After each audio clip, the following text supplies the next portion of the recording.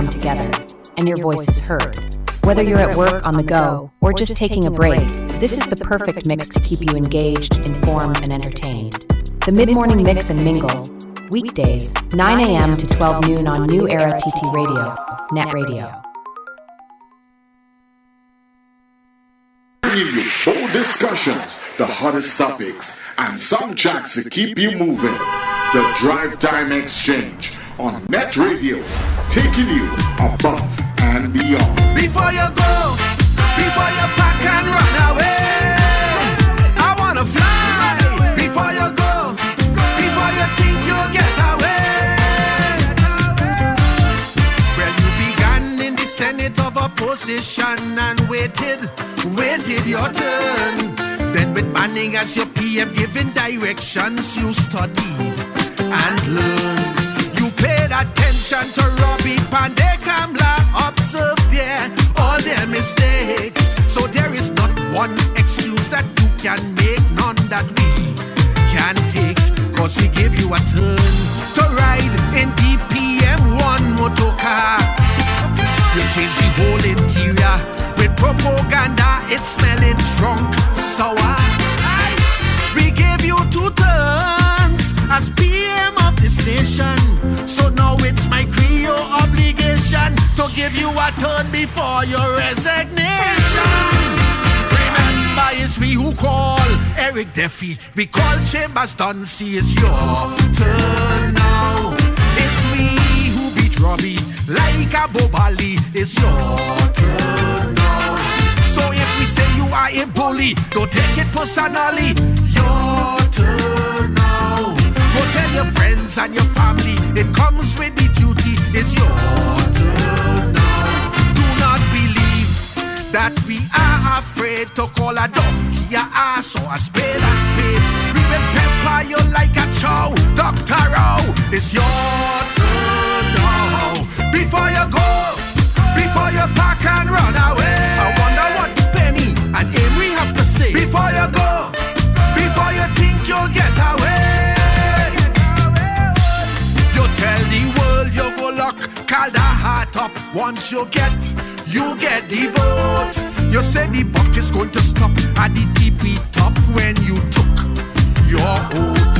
The airport scandal section 34 email gate. Like a raging bull, you declared war and we took the bait.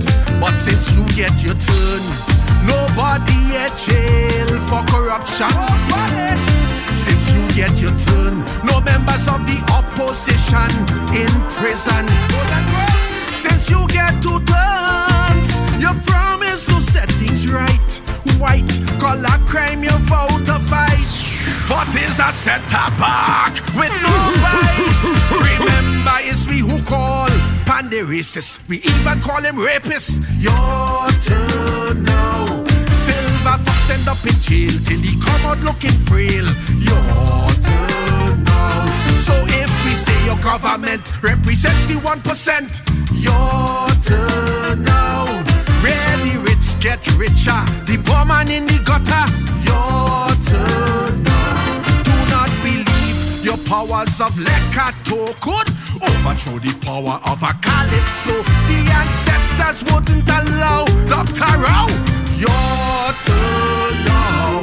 Before you go, before you pack and run away. So much unemployment, but still you raise your pay. Before you go, before you think you'll get away. All right, as you say, Kaiso. All right, it's now 12 minutes past the hour, 4 o'clock, and of course it's good to be here with you on this midweek Wednesday. Of course, you are listening to the Drive Time Exchange right here on New Era TT Radio, what we call Net Radio. So get caught up in the net. All right, this is where we hook up with our journalist extraordinaire, Mr. Tony Fraser. Tony, good afternoon to you. Good afternoon to you, Sir Charles, and all our listeners. Wonderful to be here this afternoon. A good choice of Calypso there, Charlo. I try my best. Before you go and run away, he has I think he has retired, resigned, whichever is the appropriate one. The PNM is having its general council meeting this afternoon Right. with its general council or executive, whatever it is. And I'm sure there will be some interesting things coming out of that. Right, Chalo? I'm sure we'll have enough news for in the morning. Yes, absolutely. And tomorrow too, I think it's the afternoon, I'm not too sure of the time just yet. The new Prime Minister, the Prime Minister-elect for the moment, Kamala Prasad Bisesa, as the political leader of the United National Congress, will be sworn in, is scheduled to be sworn in at President's House by the President, and we expect too that her choice of Attorney General will he or she Yes. will also be sworn in. As is well known, Chalo, by you and everyone else, that what is required for a government, the minimum is really a Prime Minister and an Attorney General.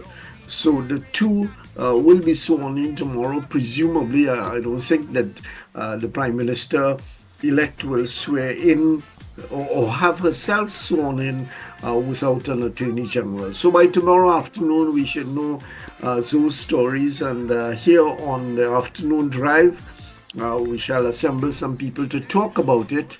I don't know how much we'll have to talk about between the Prime Minister and the Attorney General. That particular choice should be interesting. There is no obvious individual for the job amongst those who have been elected, so that somebody from the outside may be chosen. Interesting. Very interesting. Aspirations. We talked yesterday, some of the panelists may have thought that former PNM Attorney General John Jeremy, who we know appeared on the platform of the UNC during the campaign on a couple of occasions, may very well be a candidate. I'm not too sure about that. If he becomes the Attorney General, I think he will be the first Attorney General who has served in such a position on both sides of the political fence. So that will be very interesting for tomorrow afternoon. Yes? Very, very interesting, you know. But I looked at him, and I'm wondering, if he is ready to go back into that kind of active life and politics, because he didn't look too, as I say in Trinidad, wholesome, It's difficult for politicians to walk away. Oh my word! There's a kind of magic that holds them. Yes. Up to earlier today, I was talking about the one individual that I know of, who, when he was voted out of office, he turned his back, cleared the Prime Minister's residence, and no one ever saw him in public, in any public function again. His name, George Michael Chambers. Who whatever you said about Georgie, as people were calling him, the office obviously did not hold great attraction to him after he was voted out of office. He disappeared into the sunset, never again to appear in any public kind of forum. Chalo, even his funeral, his family refused anything like a public, a state funeral for him. He was finished with that, and he left town. Not seen again. So that was I suppose a quiet individual.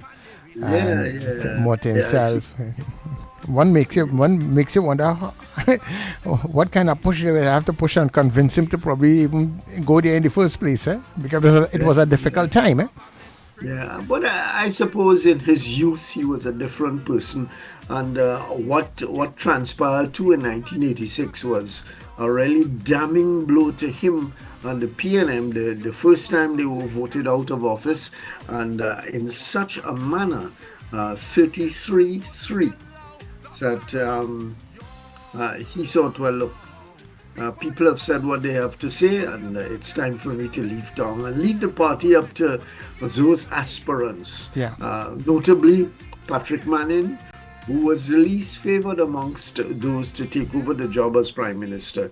he got the job. He took the job and, as leader of the opposition, and finally served two or three terms as prime minister. A significant achievement. Very much so.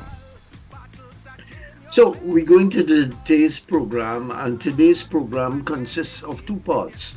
We're going to have the chairman of the CARICOM Observer Mission to our elections, and then we're going to have the chairman of the Commonwealth Observer Mission to the Trinidad and Tobago elections. I interviewed them both yesterday at the Hilton at their news conference, and we didn't get everything into the interview, but what they both said, their findings were, and you're going to hear them talk about it in a moment, their findings were that not only did the EBC do an excellent job of administering the election, that they found no real problem that existed with voters getting to exert their franchise on election day. So the first person we're going to go to is the chairman of the CARICOM Commission, and he is Ian Hughes.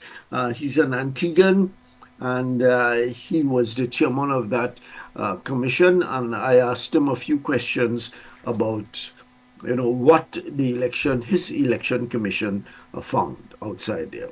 So let's go to that interview with Ian Hughes.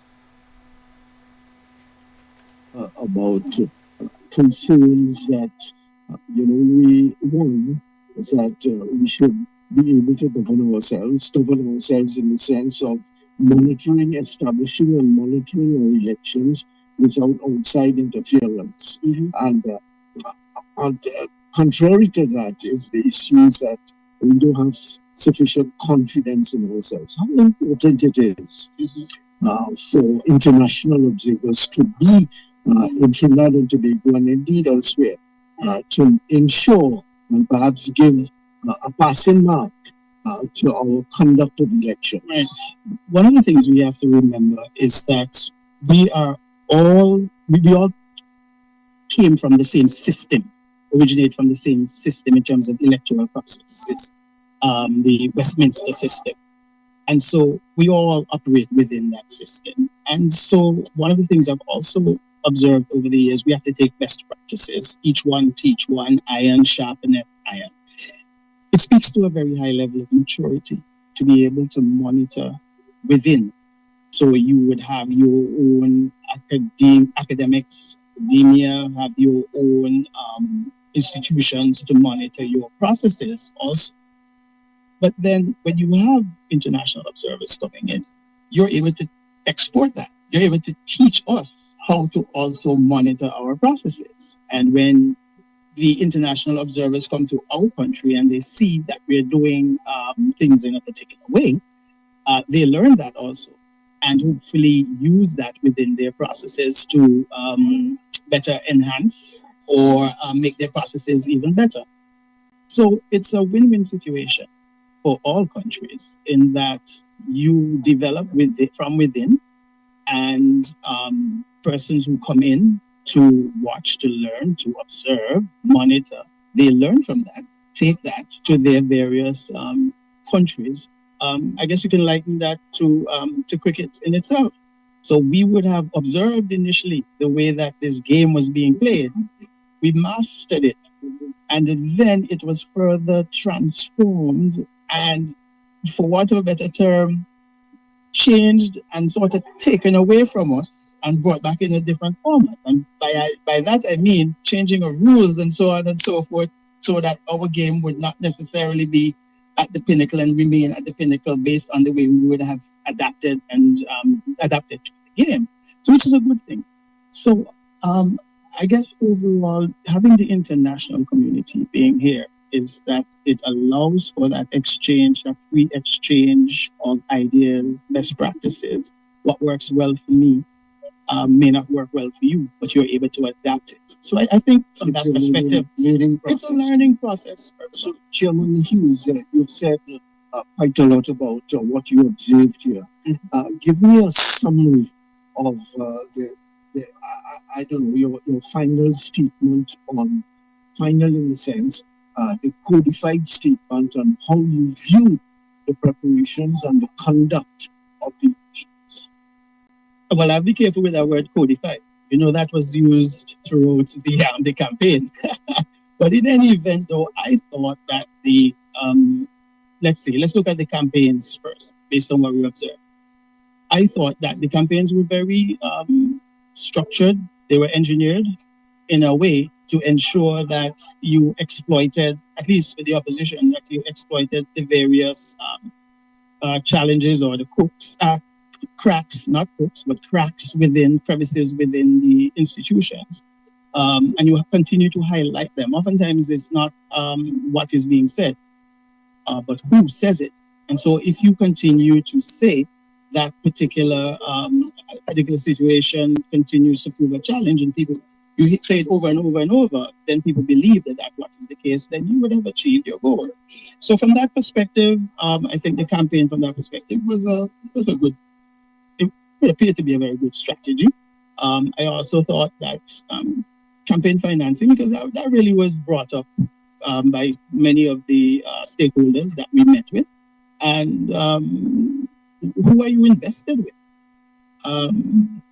We have to also remember that in a free trade society, but can we get regulations in place so that the smaller parties are then able to participate and get their ideas across to the populace, utilizing social media, utilizing the various platforms, Instagram, TikTok, LinkedIn. I may be calling some old ones because it is Bookface, Facebook. All of these things, the smaller parties use that, and then they're able to reach a particular audience. But in a society like this, where print media, where radio, where television still, in my opinion, plays a major role, how do they then get their message across in that medium? In terms of the EBC, I thought they did an excellent job in terms of the way they managed the process, albeit within the time frame that they had to do it within. But I thought they did really well. You are going to have challenges, and I thought those challenges were surmounted, as noticed, as observed by our team. And as I said, I give the EBC a real passing grade, a high passing grade. As a matter of fact, I give them an A. I thought they did really well considering the pressures that they were under. The poll workers. We went to some of the polling stations. Some were small, some were large, some had AC, some were had their challenges. But people worked, and they worked together, and they brought their baskets, they brought their drinks, and they were sharing amongst each other. So what we would see on the platform in the public space does not translate to what you experience when you are on the ground. And I think that speaks well. That goes well for the electorate and for the people. So, Chairman Hughes, you would say that the team was satisfied that the election was conducted freely and fairly. I am satisfied, and our team is satisfied, and that will be part of our report. Yes, there are one or two small areas that we would bring to the attention of the EBC in terms of, the register. I mean, some of these registers are huge. So it's a matter of, better organizing so that the poll clerks are able to find names quicker, and educating the public to check for their names beforehand, that sort of interaction. At the close of poll and at the opening of poll, I thought that really went well. I sat right through in the polling station where I ended 133,602 in Barataria, Samoa. That's at the Barataria Secondary School. You do well with those names, man. And the presiding officer was Sonia Greenwich. I remember Sonia because that's my mother's name, and Greenwich because I was a former West Indies cricketer. So, but they did really well considering the time. Just to give you the local pronunciation of Taiwan. Sawa. We call it Sawa. Sawa. Here you go, Sawa. Yeah. Thank you very much, Chairman. You're welcome, my friend. Thank you. Yeah, very interesting there, Tony. Yes, and indicating quite clearly that the mission, that's the CARICOM mission, has been completely satisfied that the elections were conducted in a fair and free manner and efficient manner by the Elections and Boundaries Commission. So all of the chat that went on before it and the allegations made and so on, no evidence was found of those to substantiate those allegations. And it's important, as he said, that we show the world Yes. Trinidad and Tobago. You know, the things that he identified there, the way how it reminds me of, as David Rudder said, how we vote is not how we party. Yes, absolutely. You know, so all that was taking place on the platform and people going back and that sort of thing. I think Trinidad and Tobago, we are very unique when, you know, the way how things play off on election day. I'm sure the police hardly had any work to do because people are of different parties going to vote, no intimidation, nobody wanting to fight nobody, nothing like that. It's very, very important. So that was the chairman of the CARICOM Commission as he spoke yesterday at a news conference talking about the findings of the commission, and a full report is going to be delivered to the government, to the EBC, to the opposition on the conduct and what they found about the conduct of the election. And now we have the chairman of the other mission, that's a Commonwealth mission. And for those who may not know, Trinidad and Tobago has been a member of the Commonwealth, which includes 50 plus countries, all of them former British colonies, and they have been joined together in the Commonwealth. And so, and the Commonwealth, just again to remind our listeners, consists of a whole range of countries, from Caribbean countries, tiny islands in the Caribbean, to Guyana, to large countries like India, Canada, the New Zealand, and of course England, and the British royalty being the head of the Commonwealth.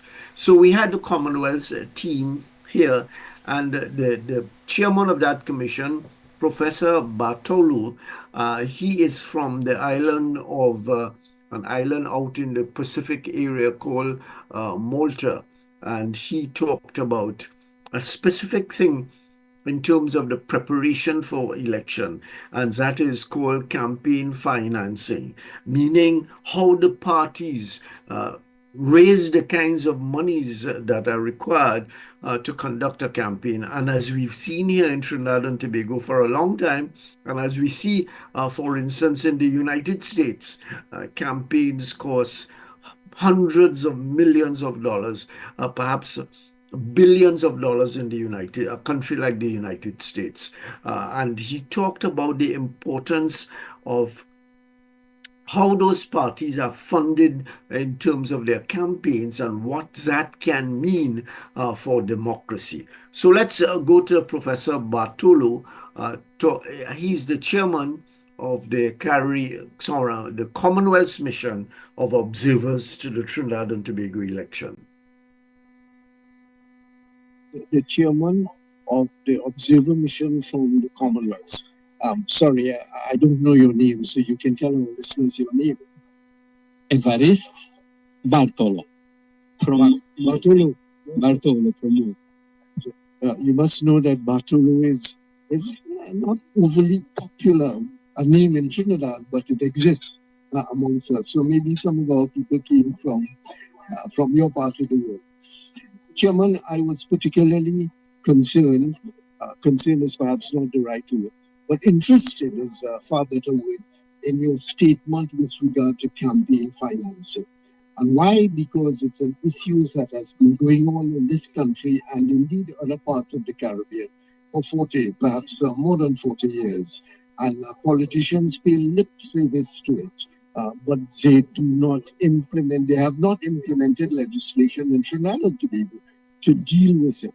How important an issue is it to be concerned about in the country? Very much so. And I tell you, but not by way of consolation, that what you say about the Caribbean not taking it seriously for the last 40 years, I can tell you the rest of the world has not taken it seriously for the rest of the world. We have allowed democracy to deteriorate into a plutocracy, into rule by money, either directly or indirectly. And that is how we destroy democracy. And that is why people all over the world are losing trust in democracy. Because when you have political parties, instead of being financed by public funds, coming from the taxes of citizens or coming from the wealth created by that country, the money then comes from private donors. Once the parties start accepting money from private donors, they are caught between two kinds of pressure, two kinds of forces. On one hand, they have to serve their voters who have voted for them. On the other hand, they have to serve their donors who have given them the money to conduct very expensive political campaigns. That is not only playing with fire, that is burning democracy. And that is why we must do all we can in every country, wherever we are, and wherever there is parliamentary democracy, to save democracy from this. Did you raise it with the political parties and the leaders, the political leaders that you had discussions with? And what were their responses? Did you get a sense that they are really committed, interested? I must say that I don't think so, no. I don't think they are really committed, and I can tell you why. Because when we talk to the political parties, first of all, it's interesting that it was not an issue that they mentioned themselves. They did not volunteer to discuss campaign financing. They were ready to discuss voter suppression, they were ready to discuss intimidation, they were ready to discuss, using the state media for the party of government, but none of them mentioned party financing of the major parties, I'm saying, because it was interesting that some independents and some small parties did say that that was an issue, because obviously they are at a disadvantage. When we spoke to the major parties about it, all they could tell us was, and it was very weak, all they could tell us was, 5 years ago, we started discussing it in Parliament, we have a joint committee, so this is both the responsibility of the government and the opposition. So that is why we must, as citizens, put pressure on the political parties to address this issue.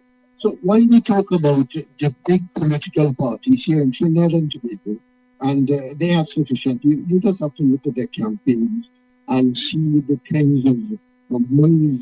I heard a figure of $40 million. I don't know what the real figure is. What of the smaller parties?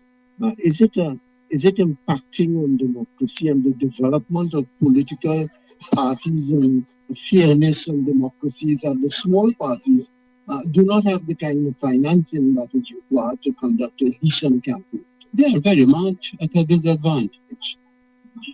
And this is how the influence of money not only corrupts, but corrodes and destroys democracy. Let us remember what democracy is all about. It's all about one person, one vote. Once you bring in the money factor, it stops being one money, one vote. It becomes, I have more money than you, so I count more than you. And it is so sad.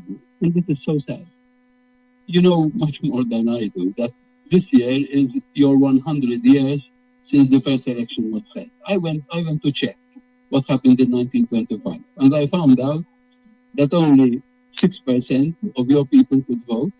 You had to be over 21 if you were a man. You had to be over 30 if you were a woman, as if being a woman is something less than being a man. You have to have property. You have to have income. What did that mean? That 6% only had their issues addressed in politics. 94% were not like that. Now, take that to campaign financing. When you bring in donors in democracies, you are going back to as if you have property and money qualifications for the influence in democratic politics. The more money you have, the more influence you have. So in a way, you've gone back to 1925. But that's why we need, and this is, I repeat, this is a problem everywhere. We were so happy in the last, I would say, 150 years all over the world that we moved towards universal franchise, one person, one vote. It's not anymore whether you have money, it's not anymore whether you have property, so that we all have an equitable, level playing field. Once you bring in the issue of money again, you're taking away equality from democracy.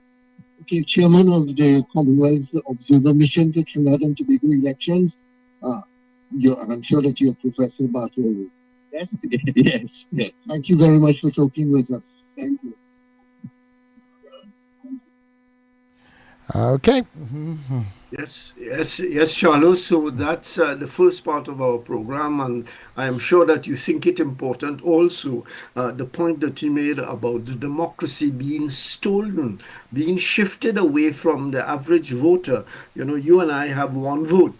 The people who contribute to the campaigns of the political parties, they have one vote just like us, but they have many votes after the party is elected to government, because they can throw their weight around in terms of well, the political party owes them something, and therefore they have choices that they make. As he says, the right to vote, the franchise, has been stolen away in many ways because of the contribution of the business community in their contribution to putting a party in office and thereafter benefiting from it.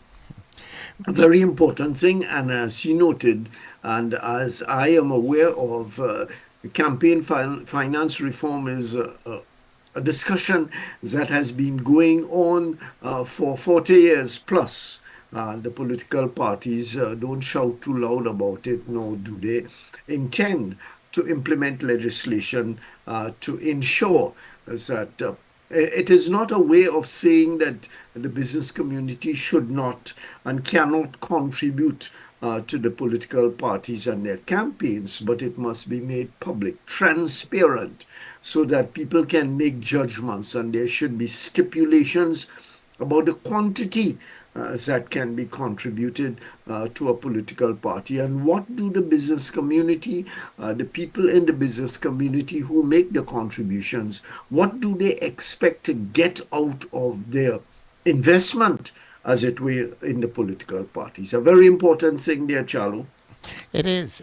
And when it comes to like the campaign financing, looking as you draw the reference to what happens in the U.S., is it much different as to how things are? I mean, because like I am sure there is some difference, because you see where the parties go out and they are raising funds, and they are raising huge funds at different rallies and different meetings and that sort of thing. But all these meetings that we have here in Trinidad and Tobago with our rent-a-crowd and that sort of thing, I don't see any of them making any money for the parties. Yes, you're right, but the big political parties in the U.S. also get massive millions of dollars. An example, Elon Musk made a contribution of over $200 million to the Republican Party, and you see what he got out of it. Yeah, he got to make all kinds of decisions about the political party. But just before we continue with this discussion, let me make our listeners know is that the second part of the program, which is going to start in a minute or two, will be about a book that has been published by a Barbadian-born English cricketer called Roland Butcher. I'm sure that he's well known to people who follow the cricket, and we're going to talk to him in a short while on that matter. Yes, Charles, so that going back to the discussion, hundreds of millions, billions of dollars have been contributed to the political parties here, everywhere in the Caribbean, in the United States, in England, everywhere. I see Roland Butcher has joined us. We're just winding up two interviews we had before you, and we're going to come to you in a moment. So, Charles, it's a big thing. And as the chairman of the Commonwealth Commission has made clear, it robs people of the democracy. As I said a moment ago, you and I have one vote. Yeah. So too does the chairman of the biggest donor in the country. But subsequent to the election, he has many votes and many interventions to make in the affairs of the nation. Yeah, very strategic how they do their thing. Absolutely. It's really an investment by the business community of course. In the functioning of the country after the election. They select a party, and it is certain that many of them, they select parties because they are not wedded ideologically or in any emotional way to any of the parties, so that they will give to one party, two parties, three parties, four parties, of course, in gradations as to which one they expect to win so that their investment can pay some big dollars to them. So for the business community, after the election, they play for the PP, which is the party in power. Whichever party wins, they have no real emotional or ideological, engagement with those parties. They're simply looking to peddle influence after the election. Yes. No emotional ties at all. That is it. No. It's only small people who would die for their party. As a PNM till are dead, as a UNC till are dead. That kind of foolishness. Yeah. They are looking and you're dead, for you're dead and returns broken. on their investment. And you're dead and broken. Yes, so we have the second part of the program this afternoon.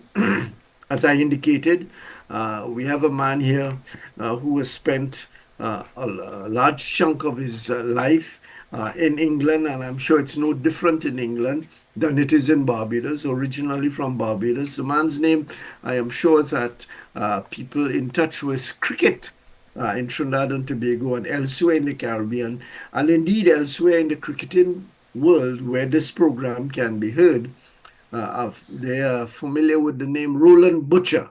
Good afternoon to you, sir. Good afternoon, and great to be here. Okay. And I am sure that you are fully aware of what we are talking about campaign, party campaign financing. Goes on in England, goes on in Barbados, everywhere, yes? Very much so. I mean, that's why the acronym ROI is there. Return on investment. Right. But I don't want to get you involved in that kind of politics. Roland Butcher left Barbados, and I'm reading from something that he sent me with regard to the introduction to his book. He launched this book yesterday at the Queen's Park Oval. I had an invitation to go, but I was deeply involved in the politics yesterday, reporting on the election, etc., etc. So today we have him to talk about his book. Again, reading from the introduction, Roland Butcher is a distinguished former cricketer who made history as the first black man to play Test cricket for England. He was born in Barbados. He went on to represent Middlesex and England as a stylish and talented batsman, retiring from first-class cricket in 1990 Following his career, he did coaching at several institutions, schools, and at the highest level of the game. And he returned to Barbados in his native country in 2004. And subsequent to that, he has been involved in all kinds of organization and administration of the cricket. And if you listen to international cricket, he's one of the commentators on the game. So, Roland, welcome to the program. Thank you very much. Now, were you? I can't remember seeing you play, but were you strong on the back foot or the front foot? I would say I was really a back foot player, and that really would have come about because of my upbringing in Barbados. Right. I didn't go to England until I was 13 and a half. So by that time, I would have played a lot of street cricket, etc. Right. Well, I asked that because I intend to put you on the back foot to start with. Like the great Barbadian players on the hard wickets, Garfield Sobers, Clyde Walcott, who would hook you off your nose, etc., etc. So I want to put you on the back foot and see how well you play the bouncers coming up to your chin. By saying that, I give you my first impression of you when I heard, I've been following cricket all my life, really. And when I heard of you playing for England, I was disappointed. So I'm saying that to put you on your back foot, to hook your way out of it. Yeah, I said, how does a major man go on to England and play cricket for the enemy, the arch enemy that is? And so why? Tell listeners why you did this. Well, it was a very simple choice, really. Obviously, having grown up in Barbados, like any young Barbadian or any young West Indian who's interested in cricket, you want to play for the West Indies. So as a boy, I dreamed of playing international cricket. So at that time, I didn't know anything about England or anywhere else. So obviously, West Indies would have been what I had in mind. But when I was 13 and a half, my parents, who had been in England some many years, 12, 13 years before that, wanted me to come to England. So having gone to England and developed in England, I got the opportunity, obviously, to be considered for international cricket. Now, the decision was quite simple because while I was in England, obviously, I was playing as a home-based player, which meant that I could play with any county in England. Now, if I chose to play for the West Indies, what that would have done is that would have made me an overseas player. And in those days, the counties were each county was only allowed 2 overseas players. Now, Middlesex already had 2 overseas players. So if I chose to play for West Indies and become an overseas player, I would have been out of work. I had just been recently married, had a family, and it would have been madness, really, to have put my family in that position where I could be unemployed. So it became very, very simple that by playing for England, it meant that I remained a home player. And even if I left Middlesex, I could join any county in England without having to qualify or whatever. Okay, so you passed the first test. You made a few runs there. I ask it because I am sure, as you have indicated, the circumstances which got you in England and got you to play for England would have been interesting to find out how and why. The most recent Barbadian export, of course, we know he had difficulties with selection and tralala, and he explained that going forward. So now in England, how was life like to get into playing cricket with Middlesex, one of the big teams of the period, and continuing to be so? I think our own Larry Gomes played for Middlesex for some time, and That's so too correct. Desmond Haynes, right? Yes, He that's did correct. play too. So it's a tradition of cricketers from the West Indies playing for teams in England, and in fact, for our listeners would know that going back to from the 1930s right up to the 50s and 60s, a lot of the great players of the West Indies went to play league cricket, which is different from the county cricket, which is at a higher level, etc., etc.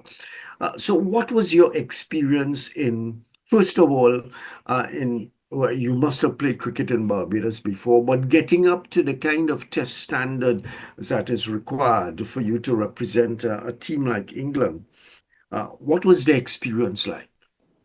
Yes, I think before I before I answer the question about the experience, I would also like to add also that Wayne Daniel was a Middlesex player for over 10 years as a fast bowler. Yeah, to rise into that position where I got the opportunity to play for England, I'd played only basic cricket in Barbados, mainly amongst ourselves, informal cricket in the streets, a little bit of primary school cricket, but that was basically it. So England, the development really came through the opportunity to play in some club cricket. Started in the third 11, developed quite quickly into the second 11, first 11. By 15, I was playing in the club first 11. Then, I had some luck in that one of the players that the club I played for moved to Gloucestershire County Cricket Club to work for the county as a fundraiser. Spoke to the club about myself as a young player they should look at, and they invited me to Gloucestershire for trials, which I did. They liked what they saw. I played 2 summers during the holidays for Gloucestershire as a youth player. Then they sent me up to Lords, to the MCC, where I had a trial with the MCC. At that time, the MCC had a program where it was an apprenticeship program. So they liked what they saw at the MCC, and they signed me on for 2 years. So really those 2 years was when you really learn how to become, because the next step is professional cricket. So it's an apprenticeship on how to be a first-class cricketer. I was there at the same time. Ian Bothan and myself were at the MCC together. And in later years, people like Darren Sammy also became an MCC apprentice. So it was a place that you learn what the next step was going to be. Again, fortunate for me, being based at Lords with the MCC, Middlesex got the opportunity to cast an eye over all the young players. In me, they liked what they saw, offered me a contract. I joined them in 1972 and remained there till 1990. And in that process, also got selected for England. So that really was my pathway into the England side. Right. So how difficult was it, or perhaps it wasn't, for you, as you've described yourself, the first black man to play for England? Of course, we discount the Indians who played for England back at the turn of into the 20th century, a man called Ranjit Singh, who must have been a genius playing down the leg side. But that's another story. Basil de Oliveira, I remember when he came here in 1966 with the England team, and I hustled to the nets to see D'Oliveira, see him play and all of that. And of course, in the Caribbean, he would be described as a white man. But for the South Africans, that was a different story. But that apart, how, talking about being the first black man, how difficult was it to get accepted? The usual thing is that if you are black, you have to be super compared to the competition. How difficult or easy was it for you to make an impression on the selectors? Well, Well, listen. I've always believed that the best way to get into a team is to perform and perform well. I've always believed that. Yes, in a place like England, you have to perform better than your counterparts. But there were others before me who obviously tried to make that step. I really got myself into a situation where in 1980 I was in a rich vein of form, reeled off some very big scores. I was quite consistent, match winning innings as well, and basically, caught the eye of the selectors. I think it also helped at the time that Ian Botham was captain of England, and as I said, we were apprentices together. So he would have had a big influence as well. But I think basically my performances in 1980 was what really got me in that position. Mhm. I just remembered is that a countryman of yours played in that particular time, but he played for the West Indies. John Shepherd, I think about. He was in that kind of contemporary era with you, wasn't he? Yes, but yeah, he played. John was playing at that time, and I played a lot against John. And I mean, actually, my debut year was Gary Sober's last year in county cricket, so I played against Gary Sober's in 1974. But John always played as an overseas player while he was in those days, till obviously he qualified later on to be an English player. But he was played for Kent, if I remember correctly. He played for Kent, yeah. Right. And he played a few test matches for the West Indies. Yes, and he did pretty well too for the West Indies. Yeah. What is he doing? Is he around? Are you aware of his what he's doing? Well, he spent a lot of time on the golf course and watching cricket in the summer. Okay. That's what he does now. He just enjoy the rest of his life. Right. Wonderful. So, you one of the chapters in the book, and I have them here listed, and you send them for me. One of the chapters talk about dealing with racial discrimination, which must have been very prevalent at the time, probably still prevalent at the moment. And one of the chapters talked about it. The move to England, the breaking into Middlesex, becoming the first black man, etc., etc. How was that for you? Was it a deterrence? Did you have to cross some hurdles to get into the England team?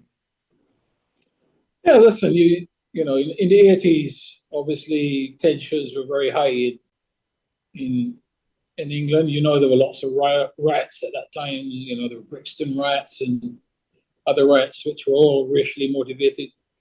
I was fairly lucky that I was pretty much kept out of a lot of that. Initially, when I went to England, my parents lived in a place called Stevenage in Hertfordshire, which was a new town. My father was actually the first black man to live in Stevenage. So I was fortunate that I guess we lived in that area, and we were not considered a threat because there were not many black folks. So that was my initial upbringing. I guess another thing also was I did not really understand the whole racial situation because, coming from Barbados, I had never experienced any racism because as a kid, you just did not really interact with white people. I mean, most of us came from, the plantation type families, and that's where I came. I was brought up with my grandmother who worked on the plantation. She worked in the field loading cane and tilling the soil and all that sort of stuff. So the only contact that they would have had really with the white people are overseers and obviously the plantation owners in the house. So I was never really aware of the racism factor. So I was lucky in that sense. I think it would have been a lot harder for the black kids born in England who would have, from day one, would have had to deal with this. So a lot of it really I didn't understand, which was good in those early years. And so it didn't affect me that much. Sometimes when you don't know of things like that, you're better off for it. Absolutely. As you're speaking there, I remember reading the same Basil d'Oliveira's own book. And he said when he arrived in London the first time, and I suppose what they call them, those people who take up your luggage and all of that, Yeah. came and grabbed his luggage, and he was in mortal fear because for in South Africa, a white man lifting up a black man's bag, I mean, you could go to jail for that kind Absolutely. of thing. Yeah.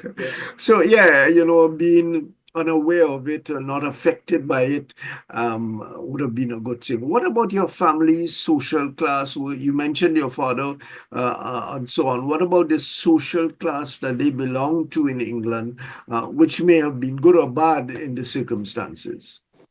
Well, it never affected him because, as I said, he was the first black man in Stevenage.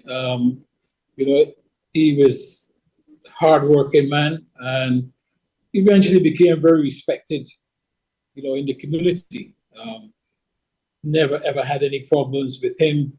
So he and his family, all of us, all my brothers and sisters, have really had relatively easy lives because of, what the town and the city thought of him as an individual. I think a lot of the problems that our West Indians have encountered in England has been the fact that quite often back in the 70s and 80s, a lot of our West Indians who migrated to England always went to densely populated areas with growing numbers of black people. And then what that did was make people feel threatened.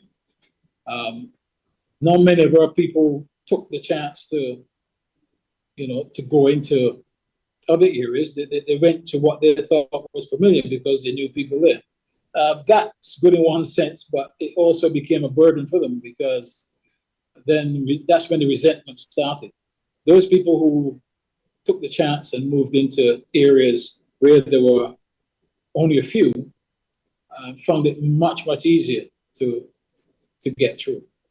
Okay, that's interesting. Going into the thickly black populated area, I suppose areas was a kind of feeling confident amongst your own, meaning amongst black people, and it must have shielded you from some of the harsh blows of English life. I'm just assuming. I've never been in that kind of. Sure, I've been to England several times, but not living there.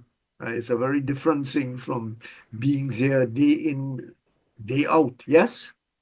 Yeah. I mean, I think the problem a lot of our people encountered was that those populated areas where there were high numbers of black people were very, very poor areas, and very, most areas were not well maintained. The properties were not very good. So those areas became like, Brixton and other places became, hotspots. I guess I would have liked our people to be a little bit more adventurous and, gone and done their own thing instead of just falling in line with what everybody else does. Yeah. I think a lot of our people would have fared a lot better than we have fared in England. Mm-hmm. How did your parents come to afford for you to play cricket? Because I am sure it cost a pretty pound for a black man in schools to play cricket, and then playing club cricket at the first level and then the second and third level into Middlesex. And I presume that by the time you had got a permanent place in Middlesex, you yourself would have been able to afford all the gears and all of the things that are required. Yes? Well, I guess I was very lucky in that as a youngster playing club cricket, obviously my parents, there were 6 of us. We had myself and my sister Margaret were born in Barbados, and we had two brothers, two sisters born in England. So there could not have been a lot of money to spare, because my father, from day one in 1955, when he went to England, obviously was supporting the family back in the Caribbean. So I got very lucky that once I started playing for the club, and as a 15-year-old, and showing good promise, then really members of the club were the ones who would pay my subs. They would get me cricket equipment, and these were all white people. So, you know, I was looked after at the club level. Then when I moved on a little bit further down the line, again, I was getting that sort of support as well from coaches, etc. When I went to Middlesex as a young professional on the apprenticeship, our head coach by the name of Len Munster was a ex-Glamorgan player. He was the head coach of MCC Academy, but he also had a sports shop as well. Yeah. What's his name? Sorry, I didn't get the name. His name was Len Muncer, Muncer. Okay, and can't say. He was a first-class cricketer. And the assistant coach was a gentleman by the name of Harry Sharp, with an E on the end. Now, Harry Sharp was an ex-Middlesex player. Yeah. Those two really took to me, and you know, Len Muncer, when I needed a bat, he would say, "Come around to the shop, you know, pick one out, pads, etc." So I was well looked after, and obviously, as an apprentice, the money was not. It was not my main motivation at that time. Obviously, I was just wanting to be a first-class cricketer, because my salary to start with in 1970 with the MCC Young Professionals was £8 a week. And because I lived 25 miles away from the ground, they afforded me the luxury of an extra £2 a week, which made it £10. Now that, you know, £10 a week, but my train fare from Stevenage, where I live with my parents, to London, King's Cross, was £5.20. Then I had to take the underground tube from King's Cross to Baker Street, and then a bus from Baker Street to Lord's, and on a daily basis. So you could understand that at the end of the week, I was out of pocket. So that's how it was to start with. It was quite hard then, but you know, as with everything else, you know, it gets better. And I did that for 2 years, and then obviously when I became a full-time professional in 72, things got better. Yeah. All right. So for our listeners, we are chatting with Roland Butcher, who has been the first black man to represent England, playing for England as a batsman. And he told me that he was good on the back foot. He learned that in Barbados before, on the hard wickets of Kensington, before he went to England. So he carried the style with him to England. So Roland, you must have made an impression on the Middlesex selectors, and then ultimately the selectors of the England team. How well do you remember some of the cricketers walk around with the stats in their pockets to ensure that they tell the full story? How successful were you in the build-up to getting onto the first team, and thereafter winning a place and then retaining the place in the Middlesex team? To add to that, who were some of the players, the top players in the Middlesex team when you got in? Right, when I joined Middlesex in 1972, it was the back end of some of the stalwarts of Middlesex and England cricketers at that time. So we still had in the team Fred Titmus, and John Murray. Yeah, John Murray, the wicketkeeper, John Price, the fast bowler, and Peter Parfitt, the batsman, that were in the final seasons.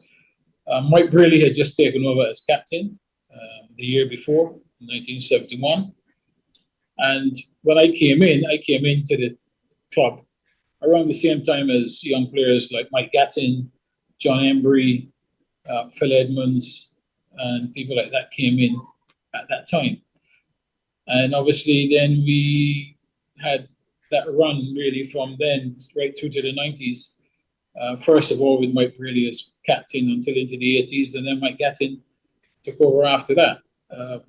So we had a really good side. As I said, we had me and Daniel as part of that team. Larry Gomes for a while, Jeff Thompson, and so we had a good fast bowling team. And then we also had, 2, 3 of the top spinners in England and some very good fielders. So I was fortunate to be in that side. And, there was a time where we had 5 black players in the Middlesex team. Yeah, okay. They were myself, Wayne Daniel, Will Slack from St Vincent, who also went on to play for England. Mm-hmm. Neil Williams from St Vincent, he also went on to play for England. Norman Cowens from Jamaica, he also played for England. And then in later years, also Ricky Elcock. So he was the 6th one. But the 5 of us used to play in the same team. So it was 5 of us and 6 white English players. What a thing! That must have been quite a sight and quite an achievement at that point in time. You talk about Mike Braley, who's reputed to have been one of the great captains, thinking capacity and ability to assess a situation. How good was he really? I think what's been written about him is very true. I mean, he really was a master captaincy. What he did well was to, he read people very well. He also entrusted young players with responsibility. And he wanted to cultivate a team of leaders on the field. And one of the ways that he did that was, particularly when you were a young player, you just come into the side. And really in those days, what was happening in English cricket and all the other teams were that the older, more experienced players ran the team. So a young player coming into the team had to sit and just be quiet. The old saying, be seen and not heard. So that was very prevalent amongst the county clubs in England. But what Mike Braley did as a captain was he had different thoughts to that. And so a young player coming into the team, particularly, you'd go onto the field and Mike Braley, he would walk up to someone even playing his first game as the game unfolds. And he would say something like, Roland, when Daniel is coming to the end of his spell at the nursery, and, who would you bowl from that and next? As a young player, a lot of the young players, their mouths was just open wide and can't speak because it is something they've never experienced, because young players are supposed to be seen and not heard. But what it did was that even those players who couldn't utter a word at that moment in time were determined that it would never happen again. So they were always thinking that the captain, he can answer a question at any time and they must have an answer. So he effectively ended up with having 11 thinking players on the field, acting as 11 captains and not just one captain, which made his job quite easy. So that was one of his great skills. Obviously, tactically, he was very good. And his management of individuals, he didn't treat everybody the same way, And to me, he really was like a father figure to me, and we got on really well. He trusted my judgment. He has written a lot about it in his books, and what he realized was, certainly myself, was that I could analyze the game pretty well and see trends developing that perhaps a lot of people didn't see. So, but he was someone who, he was not a dictatorial captain at all. Very inclusive, right down to the youngest player in the team. Yeah, and he he had something of a short career playing for England, but significant as captain in some games, some series, and so on. You talk about Wayne Daniel. How did you fare against him in the nets?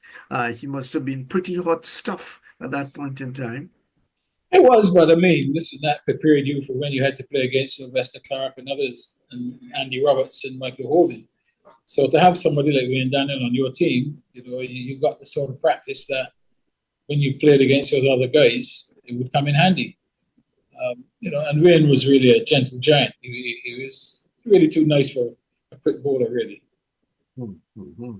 Yeah, I suppose to England, an Australian batsman, he wasn't, the giant part might have been there, but the gentle part may not have been there.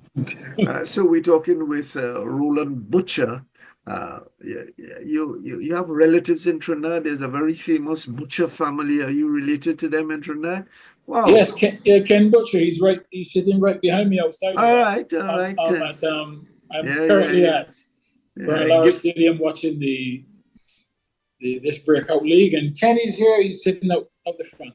Yeah. I know Ken when he used to be a politician. Tell him hello for me.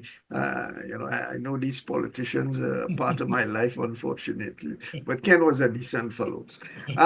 Okay, so your career. Give us the highlights of your career, the figures, the data, how many tests you played, first class also, the first class games that you played over the period of time, and then, of course, in test cricket, a sense of how well you did over the period of time. Well, certainly in first class cricket, I played over 550 games for Middlesex in that period.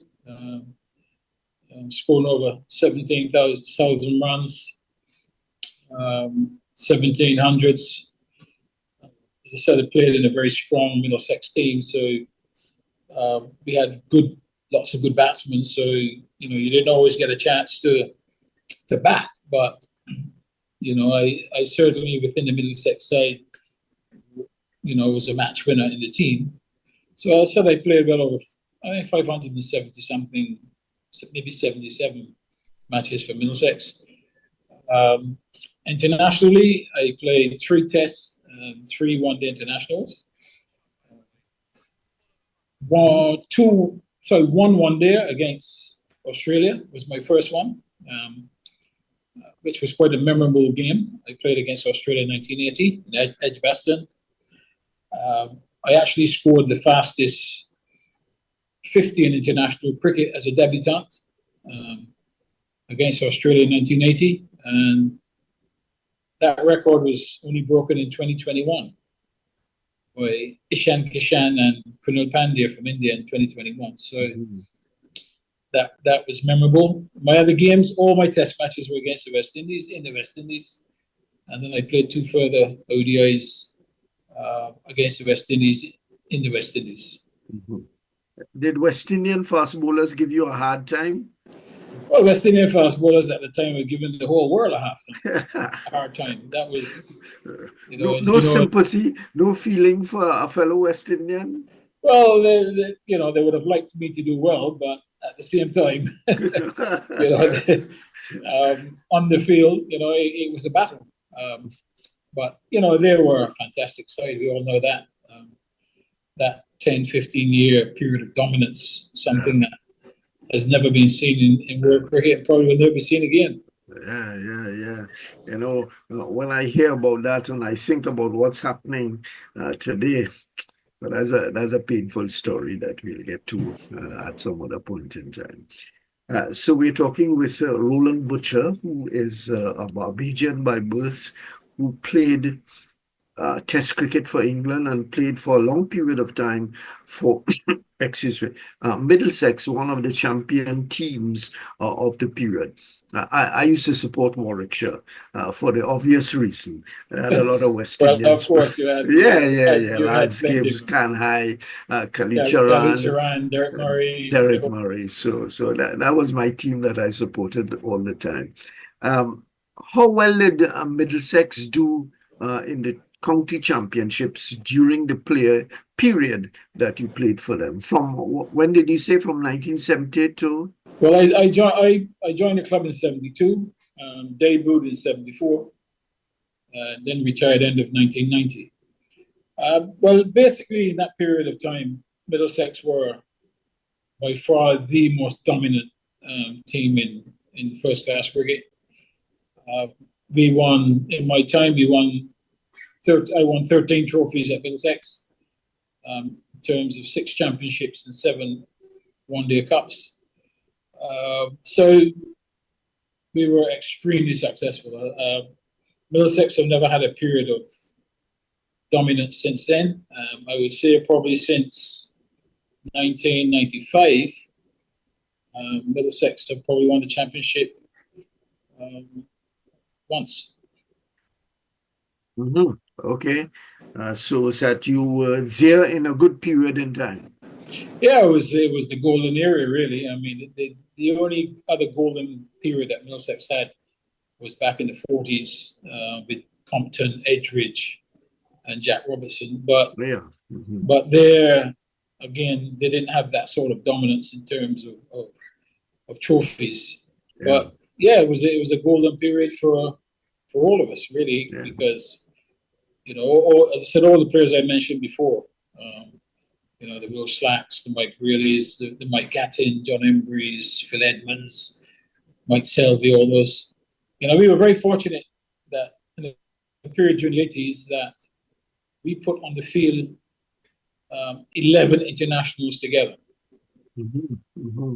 That's unique and unheard of. You call a name there, opening batsman John Edridge, who was a difficult man against West Indies. He stood there and made, I think he partnered Boycott in the period of time. He stood and made runs. He had a way of making runs without looking too flashy. But at the end of the day, you would look at the scoreboard and you would be high up on the numbers. Yeah? Well, yeah, listen, how could West Indies do with a few of those now? Yeah. He seemed to like our bowling. He just stood there and made runs all the time. He annoyed me immensely, I must say. Yeah. Okay, looking at the chapters of the book, and just to remind our listeners, viewers, that we are talking with Roland Butcher, who is the first black man to have played for England back in the 1970s. He was born in Barbados. His family went to Britain. There was a period of time when a lot of black West Indians generally were going to England. The famous boats, the Golfito and the Windrush generation, going to England for all different kinds of purposes, obviously to advance their status in the world. Did you at any point in time think that perhaps you might have wanted to play for the West Indies instead of England? Well, I think only when I was a kid, really. Back in the West Indies, yes, obviously that was my dream to do that. As a kid, I would watch all the great players playing cricket, Sir Frank, Sir Gary, Rohan Kanai, Seymour Nurse, all these Basil Butcher, all these great players, playing the game. Is there a relationship with the Guyanese Basil Butcher also? Yes, he is a very close family. Yes, my grandmother, his Basil's father had to call my grandmother aunt. So very close in the family. His father, Ethelbert, emigrated to Guyana. Okay. And so the Butcher is really Bajan. Very Bajan. Guyana. Just like is that the same thing in Trinidad? Ken Butcher, they're Barbadian too. All the time I know you as a Bajan man. West Indian people go everywhere. They come from every island, etc., etc. If you cut every Trini, you find some Bajan blood, some Vinci blood, some Grenadian blood, all mixed up in one. The West Indies tours. That's one of the chapters in the book. Tell us about that.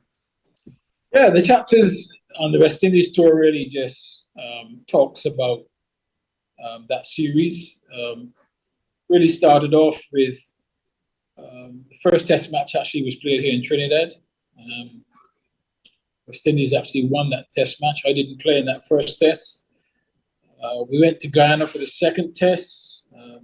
Sorry, which tour you're talking about there? What year? 1981. 1981, okay. 81. So the second test, we went to Guyana, and Bob Willis, our vice captain and fast bowler, had got injured in Trinidad. In Guyana, then he was replaced by Robin Chapman. Oh, yeah. A couple of days before the test was about to begin, someone spoke with Sir Forbes Burnham. Robin Chapman's entry permit was revoked. All the political wrangling started there between the English Foreign Office and etc. But the result of that was the cancellation of the test match. I probably would have made my debut in that test match in Guyana, but because it was cancelled, we then moved to Barbados, and I was chosen to play in my first test match in Barbados, obviously the place of my birth, which I did.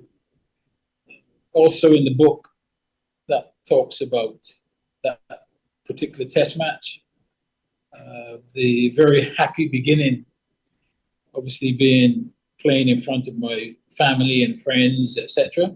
Yeah, how did it feel walking out at Kensington, bat in hand and Bajans all over the place? Did they give you a hard time or they welcomed you? No. Listen, the reception was unreal. I mean, I was really treated by the fans as a returning emperor, and that really was fantastic. So that was the early part of the test match, which was very joyful, but that joy soon turned to sadness because on day 2, our assistant manager, Ken Barrington, had a heart attack and passed away. So that was in the middle of my first test match, which not only put a dampener on that particular test match, but really the rest of the series.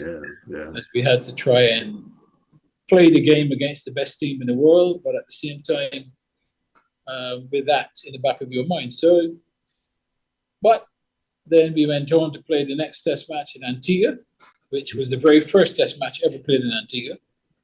So that was significant. That's also in the book. And then my final test match of that series, the third one in Jamaica.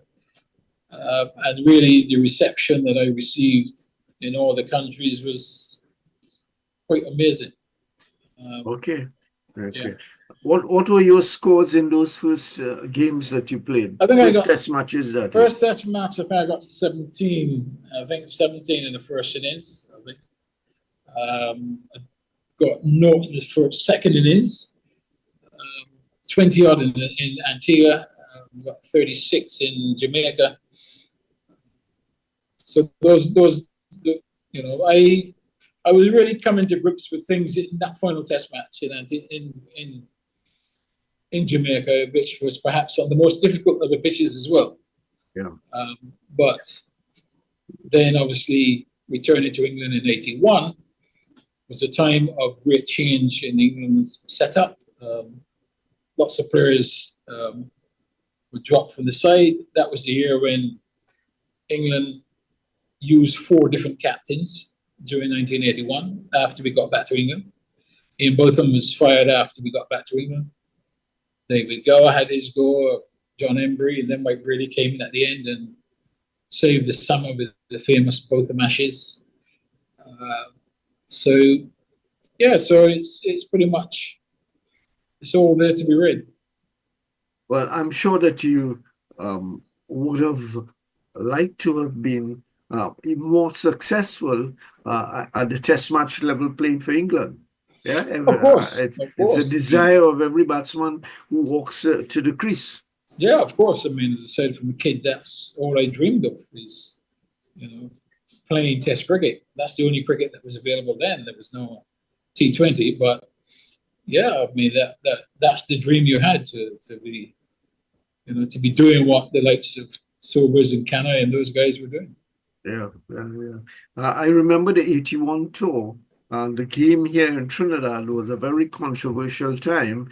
There was something of a mini riot outside the Oval. I remember being there as a reporter, and some people got loaded onto a police van who were protesting the inclusion of Jackman to play here in the game. I don't even remember how we played and what happened, but the most important thing, or the most memorable thing, were the protests outside the Oval. I can feel it now on Tragreet Road.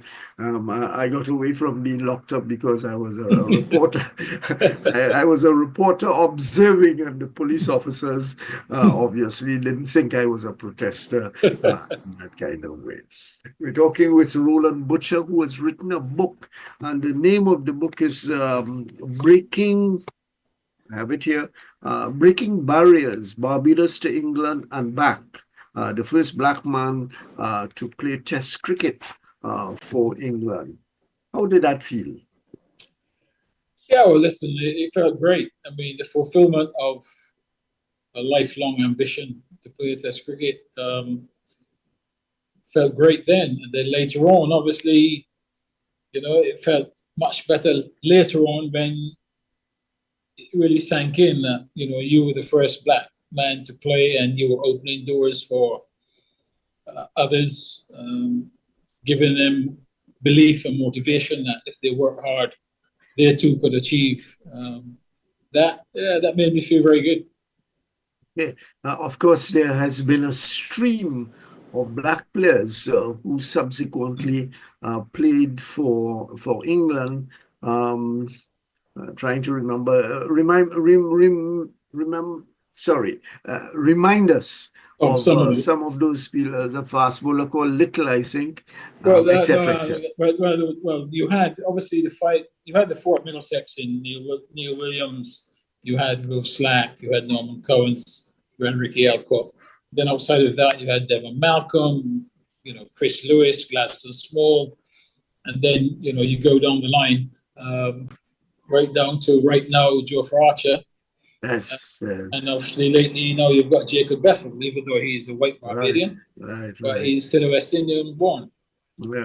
Malcolm had a little bit of a contest with a fellow from Antigua, and he was bouncing him frequently, and Viv was putting him to the mid-wicket boundary. It was a wonderful contest. Some of the video is still online. I see it every now and again. Yeah. Malcolm was quick, wasn't he? Oh, Devon, yeah, he was very quick. Yeah, he was a big, strong guy with good pace. Yeah, very quick. How did your teammates in the England team get along with you? And I asked that, because I read something of black fast bowler for South Africa. Name doesn't come to my mind now. Antini.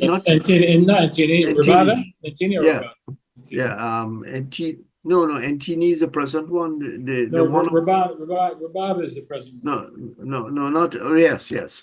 And Antini chose in something that he has written to run to the hotel after the game rather than instead of getting on the bus. Yeah, rather than being in the bus with some of his teammates. How was it like for you? Well, it was nothing like that.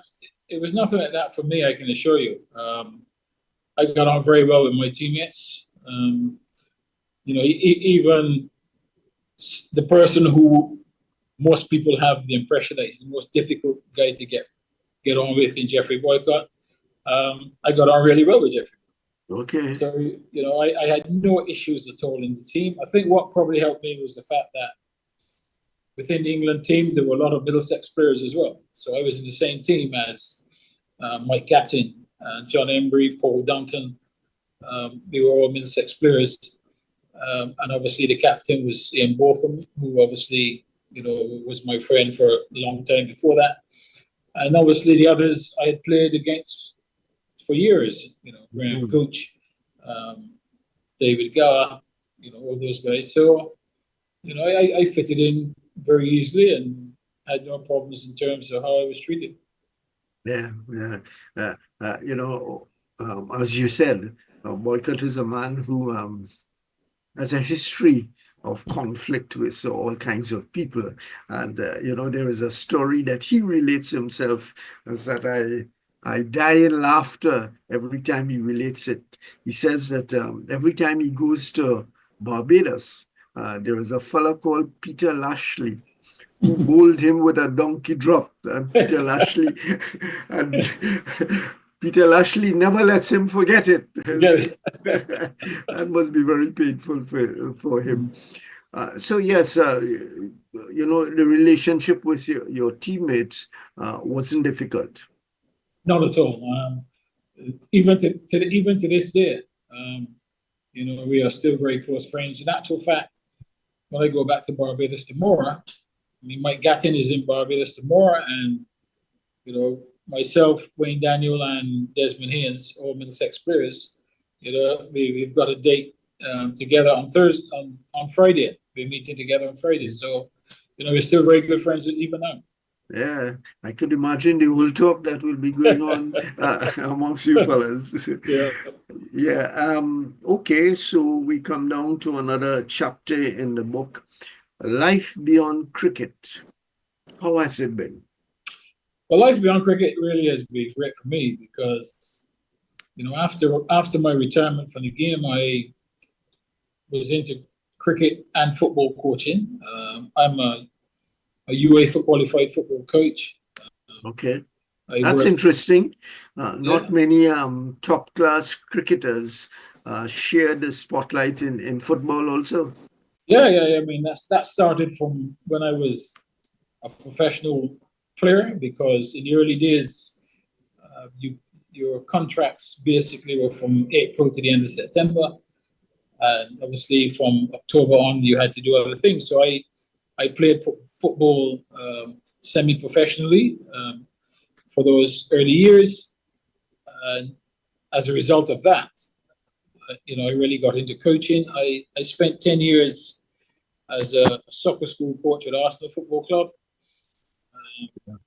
Then I actually then did my UEFA B license. I did that course with Brendan Rodgers, who finally became Liverpool. He became Watford, Liverpool, Celtic, Leicester manager. So we met on the course, got on really well, had good conversations. After the course finished, a few months later, he called me to say, listen, I have just been appointed as the academy director at Reading Football Club. I want you to come and work with me. So I went and worked at Reading Football Club with him as a coach. While that was going on, Jose Mourinho was at Chelsea. Saw what Brendan was doing as a young man, so he encouraged him away from Reading to Chelsea. Obviously, much bigger club. Brendan went to Chelsea. I stayed for a while. Then I started to have thoughts in terms of, whether I would be given the opportunity to make it to the top as a black football coach, because at that time I was very close friends with John Barnes and Paul Ince and players like that who were having great difficulties in even getting an interview for a coaching position. And so I rationalized that John Barnes was a Liverpool legend, England legend, so was Paul Ince. And if those two are going to have difficulty in getting interviews for jobs, the likes of someone like myself who's only played semi-professional football, not the same pedigree, whether that would be... But I concluded that perhaps I should go back into cricket, and then I went back into coaching cricket, became Bermuda national coach, etc., etc. And then in 2004, was offered the position in Barbados as the director of sport at the University of West Indies. So went back to Barbados 2004, ended up being the director of sport for 15 years until I retired in 1990. So Yeah. the middle of 2019. Yeah. And of course, Dwight York has complained about the same thing, that Of he, course. even a star like him, has not been able to land a coaching job with a top team in England. Yeah. But it's not surprising. A year ago, I was at an event for the Black Footballers Association, and some of the statistics that they give was quite staggering. There's about 45% of the Premier League are black players. Mm-hmm. But when it comes to coaching and management, there's less than 4%. Yeah. So, the message there is that really playing is okay, but managing or coaching opportunities are far and few between. That area is cordoned off. And of course, in the English Football League, there are lots of Europeans who have come into and are coaching big teams in England. In fact, there was an Italian, somebody who was the coach of the England football team sometime. Well, they've got a German coach now. Yeah. The national team coach is a German now. So it's an area that has been marked off. But how did you and when did you get involved in football? Because football does not have a long quality reputation from Barbados. So I'm not saying that the Barbados football team now is not up to class, but they're not compared to cricket. They're not. You're absolutely right. How I got into football, when I first went to England in May 1967, one of the things that struck me very quickly was, apart from the weather being very cold, was the fact that, unlike in Barbados when I was a kid, on every street corner there was a game of cricket going on. What struck me straight away in Stevenage was that I didn't see that. Nobody was playing cricket. But what they were doing was playing football, just like that. So after a while, and I made friends, and I got into that. And really, football then took over my life because, I fell in love with the game. I hadn't played it in Barbados. I fell in love with the game and just played it for, it was a joy to play. And later on, as I said, I earned a living from playing it as a player and a coach. And again, I have to be thankful for football because football is the reason why I actually got back into cricket. Because what we did at weekends as kids would be to go to the local park, put down some makeshift goals, and we played football for hours on end. And that's what we did on Saturdays and Sundays. This particular Sunday, we were playing cricket in the park. We usually started around 10 o'clock. This was about 1 o'clock in the afternoon. We were just about packing up to go home when some guys came onto the field, put up some stumps because the field's a multi-sport. Put up some stumps, wandered over to our group and said, listen guys, we've got a cricket game going on here and we're a few players short. Would any of you guys like to play? And the response from the group was, no, not really. We've been here for 3 hours. We're cold. We're hungry. We need to go home. But one of my friends, a guy by the name of Graham Hopkins, he said to me, you like cricket. You're always talking to me about cricket, what you did in Barbados. Why don't you play? And I said, no, I don't want to play. But eventually he persuaded me to play. So I went home and told my mother and came back, played. This was for the Stevenage 3rd-11. Didn't do a great deal. I took 2 catches, I think, and maybe scored a dozen runs. But after that, they said, look, would you like to come and play again next week? And as they say, I went to play next week, gravitated very quickly into the second 11, then into the first 11 when I was 15 years of age. As I say, the rest is history. So football was the mechanism for me to get back into cricket. All right, Roland Butcher, what made you determine from the introduction here? I see that you returned to Barbados early 2000 something. What made you determine, after an adult life really in England, what made you determine to return to Barbados? I'll be honest with you. I returned to Barbados many times for holidays. That was it. And really, that was always the plan, to only do that. Holidays. I had no intentions of really coming back to live in Barbados because all my family were in England. My parents, my brothers and sisters, their kids, my kids. The only family I had left in Barbados really was my grandmother, who brought me up, and my aunt. Those were people who brought me up, and some cousins. I noticed you had another thing, Roland, that you had your Bajan accent, which you don't seem to have lost. That walked with you over the decades in England. It did and it didn't. I guess I've been back now for over 20 years, so it's probably come back. But the situation was, so I had no intention of really residing permanently in Barbados. That was never in the plan. But I was fortunate that the University of the West Indies, Professor Beckles, told me he was looking for a director of sport. And I was offered the position then as director of sport at the university. So I basically said to my wife, this opportunity is available. What do you think? So initially it was a 2-year contract. So she said, yeah, we can go for the 2 years and see how it works out. Is she Bajan? Is she Bajan also?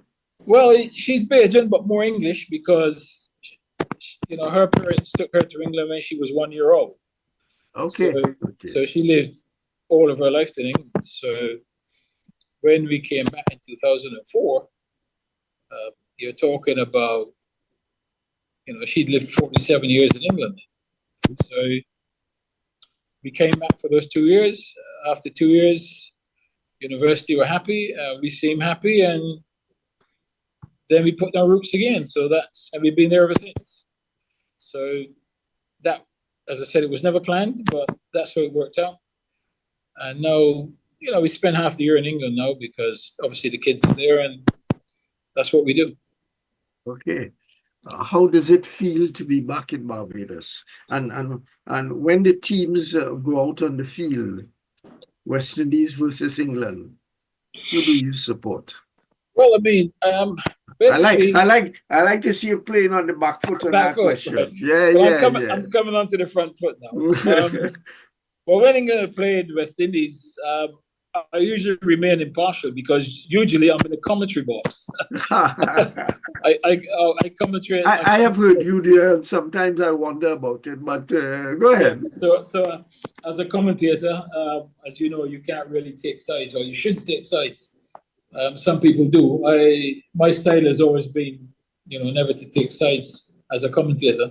I'm there to provide what's actually happening, and to entertain the public. So when they're playing, I just stick to the cricket. It's, I'm very proud of being West Indian, and I'm also very proud of having played for England. Yeah. So you're in the middle there somewhere? Yeah, I mean, I'm very lucky to have two places to call my home. Yeah. So West Indies cricket, we know the tale of the last, it's been a long time, 25 years. 30 years. Yeah, it's painful, for West Indies cricket is all that I know, really. I really care about the other teams. I just care to beat the life out of them. But how do you see us, and I mean West Indies, getting out of this rut? It's more than a rut, it's a deep hole that we've been in for all this time. I think sadly that pain is going to continue for some time longer, I'm afraid, for a variety of reasons. Obviously, it is not easy getting out of a 30-year slump. You know, if you've got a year or two slump, you're likely to get out of that. After 30 years, it is no longer a slump. That's terminal. So assuming that it's a terminal illness, and then what is happening in world cricket is also creating even more problems for you, with players' loyalty, etc. It's a real rocky road for West Indies, if they ever make it back. Yeah. I can't see, to be a top 1 or 2, 3 team in the world is going to be extremely difficult, because the financial might of India, Australia, England will ensure that they remain in that top bracket. And teams like West Indies, unfortunately, will be at the bottom end. I think that's going to be the future, unless, of course. And the fact too is that the ICC, and even more so India. If India, then has a real conscience and decide to take less from the game and put more into developing those countries, so you've got a much more competitive league internationally than the top 3. If they do that, then West Indies could get the necessary funds to keep the players interested, develop the infrastructure, competitive. But I suspect, because of the amount of money that will be on offer, if there is a top 6. And of course, you have the attraction of T20 cricket to the most talented of our players. Yes, and the reality of it, I don't condemn those players who I wish they would play Test cricket. But if you can make a living by your talents, who am I to say differently from them making that kind of determination to play? Yes? That trend will be there, because listen, there are players these days who would, certainly in my time and before, players wanted to play as much international cricket as possible, even if they only played 1 Test match.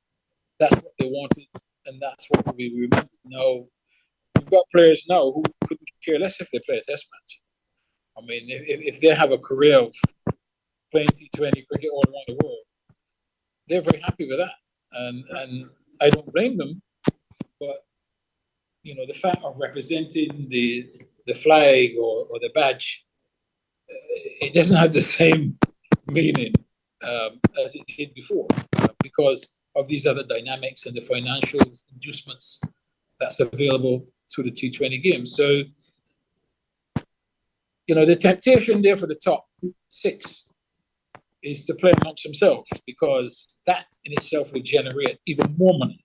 Yeah. Because you will not have dead games with West Indies, Bangladesh, or West Indies, Zimbabwe, or anything like that. So, the question is going to be whether the top people in world cricket, whether they will continue wanting more money, or whether they're going to want to bring up the world game.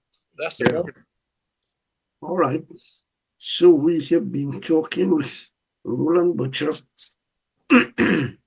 about his autobiography, his biography. I think it was written by somebody else, assisting him in putting his story out. Breaking barriers, Barbados to England and back, and being the first black man to play cricket for the West Indies. Thank you for spending the time with us, and of course, we wish you the best. Where's the book available?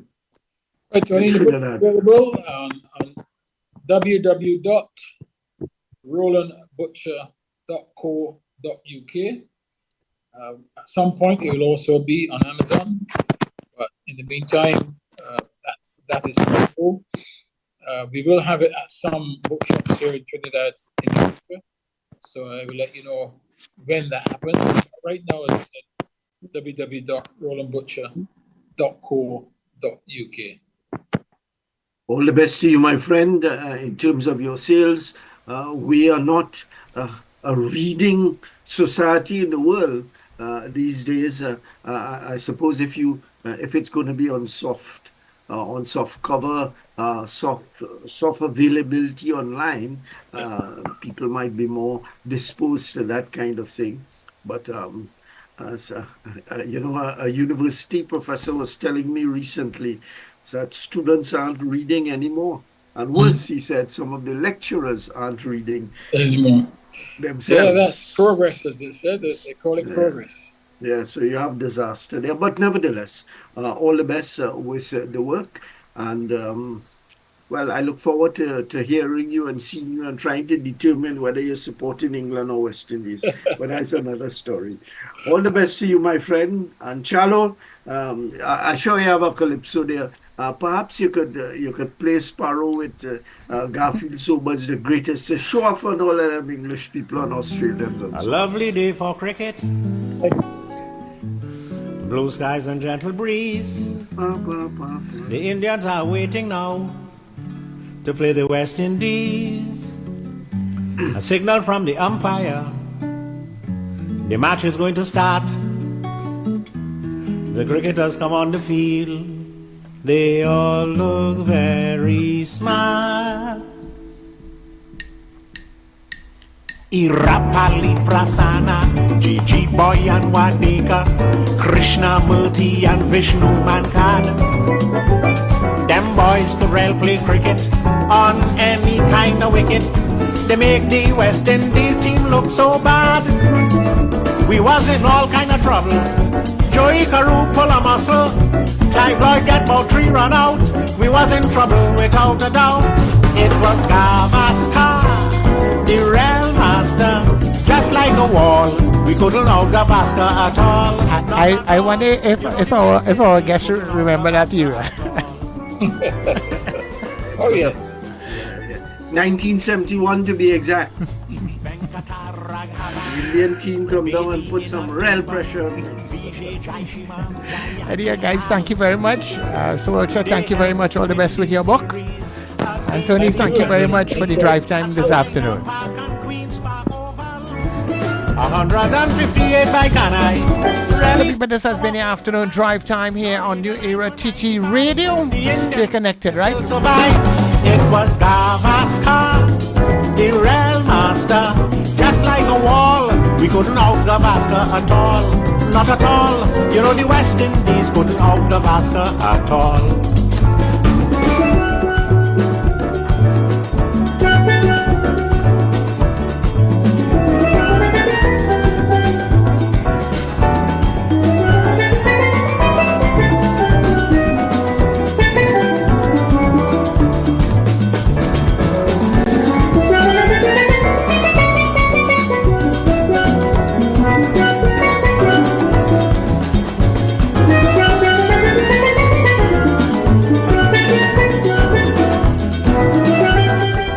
Mid-morning just got better. Join Sir Charles for the mid-morning mix and mingle, where good music, real talk, health, and family matters come together, and your voice is heard. Whether you're at work, on the go, or just taking a break, this is the perfect mix to keep you engaged, informed, and entertained. The mid-morning mix and mingle, weekdays, 9 a.m. to 12 noon on New Era TT Radio, Net Radio. RSRR Productions has done it again. Married and Mischievous was a riot at Zappa. Both funny and serious. All couples must see. That play was off the chain.